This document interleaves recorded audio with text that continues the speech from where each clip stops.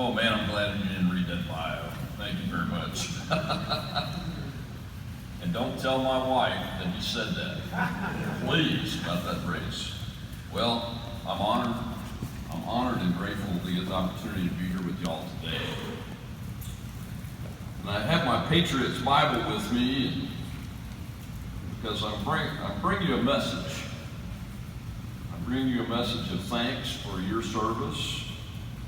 And I have to turn my timer on because, as my wife tells me frequently and often, since you've gone into politics, you talk way too long, right? But I'm proud and humbled and grateful for the opportunity to speak to you all here today. And I bring you a message that I want to do add something to my bio. And that I am a proud, deplorable, and an irredeemable American, and I voted for Donald J. Trump to preserve the Republic of the United States of America.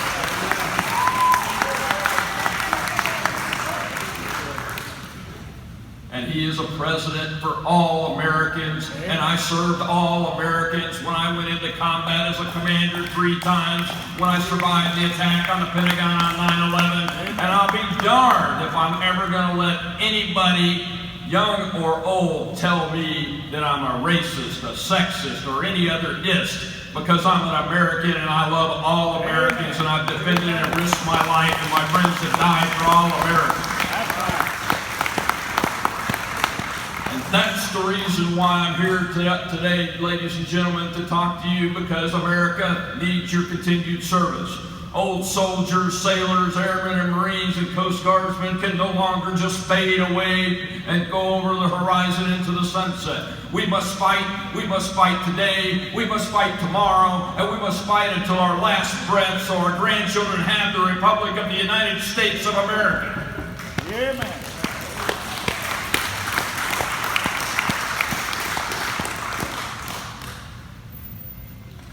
I'm a Christian, a dad, a granddad, a husband, and an American combat veteran who was called to serve. And I have always lived by the words in Isaiah 6:8. And I quote, "I heard the voice of the Lord saying, 'Whom shall I send? Who will go for us?' And then I said, 'Here I am, Lord, send me.'" Unquote. We've all lived by that. And I don't care if you're in a wheelchair, sir. I don't care if you're on a cane. I don't care if you're blind. You got to serve again to preserve this republic. We need you. We need you. We need you. That's right.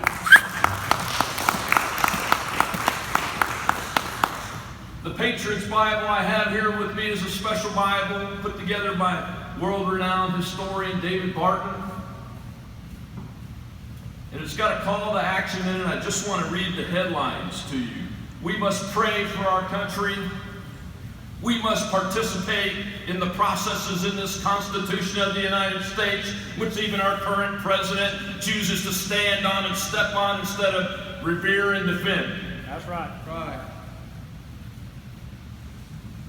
And most of all, as my ancestor that fought in the Continental Army and the American Revolution, and ancestors down the chain to my youngest son, William, who will someday probably serve, who is named after that private in the Continental Army, we must and we will persevere and preserve the Republic of the United States of America for future generations of our own children and grandchildren, but all of the world. That's right. Right. Amen. And the time is now. The time is now, because we must remember men like Patrick Henry and these words: "Give me liberty or give me death." That's right. This game-changing call to arms, spoken by Mr. Henry, holds as true today, this morning, as it did in 1775, when my ancestor walked out of the hills of North Carolina and joined the Continental Army as one of only 5 men from his county. With those simple and bold words, Henry provided the very spark the American colonists needed to rise up against the British and launch a tidal wave of freedom around the globe that continues to reverberate today, and the uprising we have seen that have produced President-elect Donald J. Trump is an uprising of the American people against the elitists and the politicians, the career politicians, the corporatists, the statists, and any other ist that's out there, because we're tired and we will defend this nation, even if it means cleaning out Washington. Amen. It's sad. With each day, we learn of more violations of these freedoms by the very government that you and I were sworn to defend. And that government is sworn to defend those freedoms. Whether it's the government collecting all of our calls or email data, if you carry one of these, our intelligence services are collecting all of your information 100% of the time, 24/7. Or the rejection of Christian faith in the public square, our freedoms continue to be watered down to a point that would render them unrecognizable to our founding fathers, yet many of our elected leaders do nothing to stop it. That's right. For 32 and a half years, I proudly wore this nation's uniform, as many of you have, and fought to protect and defend our freedoms. As I've watched our elected so-called leaders continue to stand by as bureaucrats trample our liberties, I've decided I must try to continue to protect our freedom. And so they close. That's why I ran for the United States Senate twice now. That's why, as America's veterans have always done, I will hold the ground for liberty as long as necessary until I'm relieved of my post. And I need you to do the same thing. And when we're relieved of our post and go across to the great beyond and see the Lord, He will tell us, "Well done, my good and faithful servant," if we preserve His republic. Amen.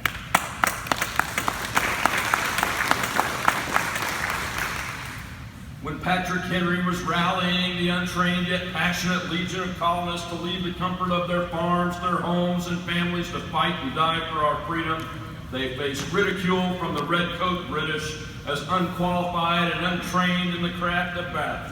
But the bravery and desire for freedom inside these everyday patriots soon overpowered these empty redcoats and sent a clear message. The time for freedom is now, and the uprising in America today that's produced President-elect Donald J. Trump is the same type of uprising, and we must continue it. Ladies and gentlemen, the voters of Louisiana and every other state have been played, because you don't realize this, but Mr. Trump may have won, and the outsider for the first time in many, many hundreds of years may have won, but in the down ballot, the United States Senate and the United States House of Congress are still controlled by the oligarchs, the plutocrats, the establishment party leaders on both sides of the aisle, and the American people cannot stand for it. We've got to take the next step now that Trump is involved and in the elected office of president, take the next step and take over our states again. And we've got to do it as veterans. We've got to teach our children why it's important that the states have a vital role in the federal and state government relationship in the Constitution, and we must preserve it. When those patriots that Henry inspired left, they didn't know that what they would return to. They didn't know if their homes or farms would be burned or their families uprooted. Would they themselves be tortured or killed or wounded for doing what they believed was right? But still they said that time is now. In that same speech in Virginia, Mr. Henry posed the following question, and I quote, "They tell us, sir, that we are weak, unable to cope with so formidable an adversary. But when shall we be stronger? Will it be next week or next year? Today we must ask ourselves, when will we be stronger? Our republic is the freest in the world, built on a system of freedoms that allow us for the voices of everyday citizens to be as powerful as the elite leaders." That's right. We are a country whose heritage of leadership began not with the elite political class, ladies and gentlemen, but with farmers and blacksmiths and shopkeepers, and yes, even a few colonels who volunteered to wear their country's uniform and stand their ground for us. The time is now to return to our constitutional roots, starting with leadership by we the people. We have begun that process by sweeping Donald J. Trump into office, By the grace of God, we've created a nation centered on the sacred nature of human life, because that's where our ideas of liberty, equality, and human dignity come from. But I have to tell you, as Marine Colonel Nathan Jessup in the movie A Few Good Men said, we live in a world that has walls, and those walls have to be guarded. That's right. And we need to build a wall on the southern border of the United States of America and preserve and protect and defend our children and grandchildren right here in the state of Louisiana. That's right.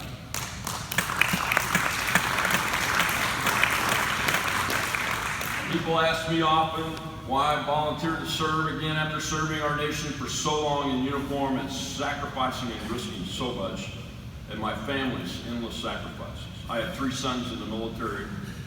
My youngest son is 12. By the time he was 6, he had moved 6 times in his life. I'll tell you why. I'm driven by my deep faith. I'm galvanized by God, who has taught me that while freedom is His gift, it's up to us to protect it. Our government is failing us in that it's abandoning our walls abroad and trampling our walls at home. So here I am. Are you with me? Will you volunteer to man the wall again and stay there until you're relieved of the post and you get passed to the great beyond? Amen. Amen. Because if you and all other veterans don't join me, it may be too late for our country if we don't take this opportunity over the next 2 years. The time is now for us to come together in order to bring about a government once again worthy of the American people, refocused on the preserving the gift of freedom. I love you all. I love my God. God bless Louisiana and these United States of America. Thank you all for having me here today, and remember, now more than any time in our nation's history, those of us who have died for old glory, and I would add a line to the poem, the flag that was on my father's castle. That's right. Because she was there. Those of us that have defended the Constitution of the United States, those of us whose families have made that sacrifice, it is only up to us to end what we see in the streets based on this legal election, based on the Constitution, of violence and fighting against what's right.